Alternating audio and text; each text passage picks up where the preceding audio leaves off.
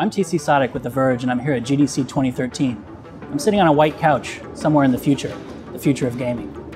I'm joined by Markus Persson, who you might know better as Notch, the creator of Minecraft. Thanks for joining us. Oh, thanks for having us. So GDC is a lot about the future of gaming. You know, you had EA introduce Battlefield 4 here this week, which was unusual. But the story has really been a lot about indie games, free games, casual games. What do you think that says about the industry in 2013, that that's such a focus? I think to me it gives me hope for the future, because kind of gaming goes in trends, and for a bit of a too long stretch, there was a focus on huge productions of kind of play once games that you only played one time, and they had huge budgets. And now that games are getting a little bit smaller again, I think we can get some more experimental games going. You got Minecraft on the Xbox 360, which was kind of a feat.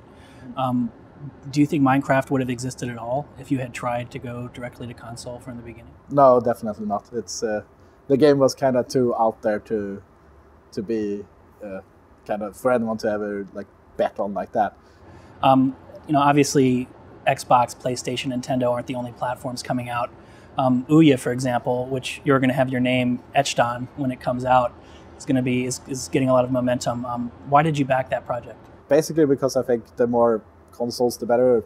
Because if there's more competition, then it might get more open. It seems like consoles are getting more open, which is really cool. And yeah, you've been kind of a big presence on Kickstarter, you know, funding big projects.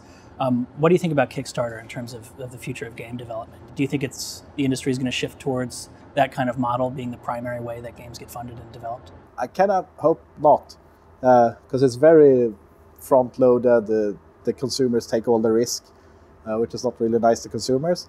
I think the main benefits is that smaller studios that want to do something slightly larger can get some initial funding, and that we can have larger studios develop games internally without having to get publisher money, so they can focus more on the actual quality of the game. So it's more directly to the fans of the genre.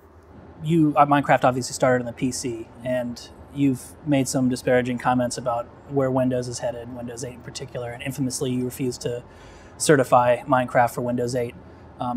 So what do you think about Valve's Steambox and kind of the push towards Linux as a gaming operating system? I have like this yearly ritual kind of where I will try to install Linux and try to use it.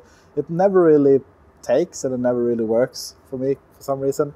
I think if Linux gets to the point where it's actually like more consumer friendly than Windows, then that would be really, really good.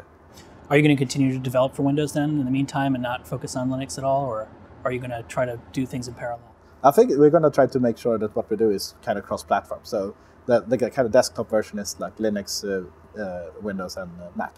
There's also a lot of excitement, you know, beyond consoles about new ways of interacting with games, you know, new peripherals. We have Leap Motion coming out. We have new virtual reality stuff. Gabe Newell has talked a lot about biometric feedback. And what are you, as a developer, most excited about? What do you want to get your hands on? For me right now, it's the Oculus Rift, definitely. It's I kind of was one of those kids growing up hoping that VR would become a thing. And then you got to try that weird shooting dinosaurs game that was really horrible. Dactyl Nightmare, I think it was. But with the Oculus, it actually kind of passes the threshold of being not good to actually being good, where kind of the more you use it, the more immersive it gets. And you were one of the first to receive an early kit, right? Yeah. So you've been playing around with it a lot. Yeah. Does that mean Minecraft is coming to the Rift soon, or? That's up to Jens. I'll try to leave those decisions to him. But I have been trying to play around with adding Oculus Rift support to the Java native library we use. But I've kind of been too lazy to actually do the actual heavy lifting of it. But it's kind of my pet project in the office at the moment. Mojang is big now. Minecraft is huge. Do you still feel like an indie developer? No, not in that sense. It depends on what you mean by indie developer. I mean, we are independently owned, and we try to make the games we want to make for the sake of making fun games and not necessarily just to make a profit. But for me, indie game developer more means like the garage developer, someone sitting at home just making games out of pure passion. And in that sense, then no, we're not really indie. So garage developers that are working now, I mean, knowing what you know, what would you tell them if they're starting out today? If they're making the next Minecraft from their bedroom? I think it's just make games for yourself. and try to have a critical eye to what you do.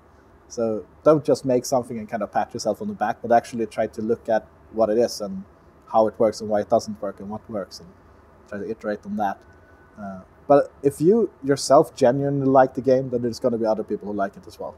Thank you so much, Marcus. Thank you.